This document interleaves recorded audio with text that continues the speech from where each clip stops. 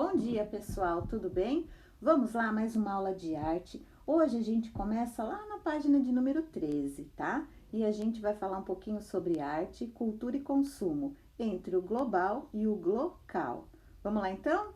Muito da cultura e da arte que chegam ao nosso conhecimento, bem como assimilamos em nosso repertório pessoal, são frutos da indústria cultural, que possui um objetivo bem claro: o consumo. Isso acontece com várias manifestações artísticas e mídias, entre elas a música, o cinema, as séries de televisão e novelas, os virais da internet, etc. Cada país, povo ou comunidade possui a sua própria cultura, a sua arte, e muito disso torna-se produto da indústria cultural para venda. Pense nesse momento sobre as músicas que você ouve hoje, os filmes que assiste, as roupas que veste, os conteúdos da internet que acessa e responda se possuem alguma relação com a indústria cultural ou não. Explique aqui embaixo a sua opinião.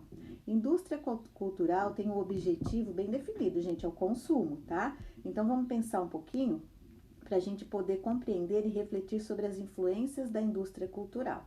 Ok? Vamos lá? Primeiro exercício. Seguindo, todo mundo já ouviu falar em globalização, não é?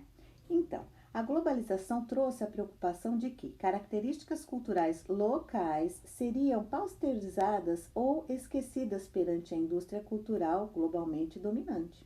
Mas, por outro lado, percebeu-se que o intenso trânsito de cultura gerou um outro fenômeno chamado de glocalização. É aquele fenômeno que, influenciado pela cultura dos países dominantes, mas ele acaba se inserindo em características locais, apenas daquele local. Por exemplo, no funk carioca e os seus desdobramentos, tá? No mangue beat pernambucano, no tecnobrega paraense e tantos outros estilos musicais que possuem características apenas daqueles locais. Deu para entender? Aqui embaixo nós temos uma aparelhagem, né?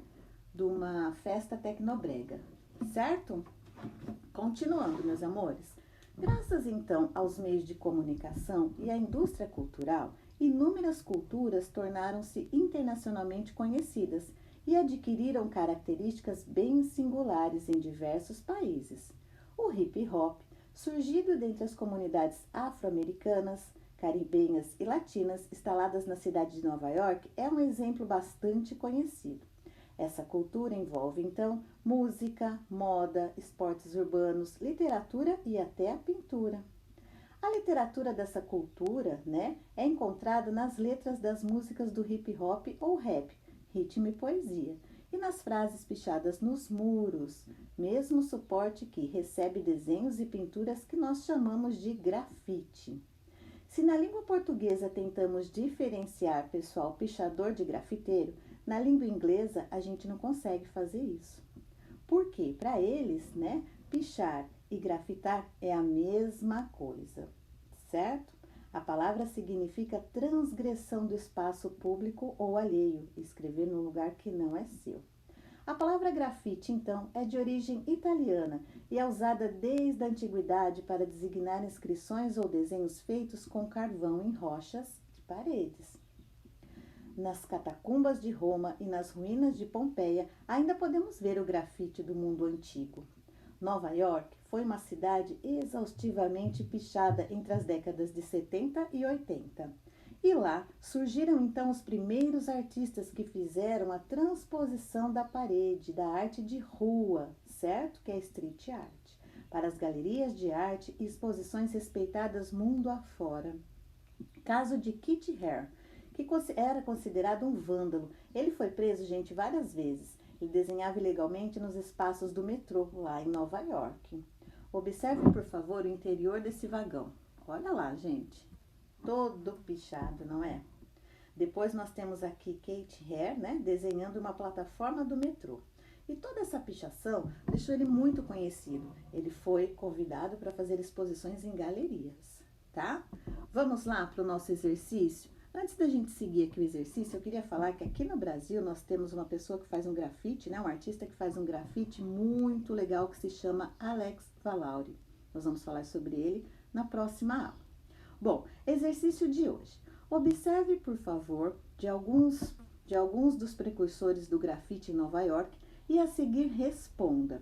Então, a gente vai observar as fotos aqui. Nós temos Kit Haring, tá vendo? Olha que bonito o grafite dele. Depois, nós temos uma pintura mural que Koenig fez e Jean Michel aqui embaixo. Então, assim que vocês observarem, eu gostaria que vocês me respondessem uma única questão. Como você se sentiria se pichassem ou grafitassem, né, onde você mora? E por que você acha que se sentiria assim? Vamos lá? Vamos responder?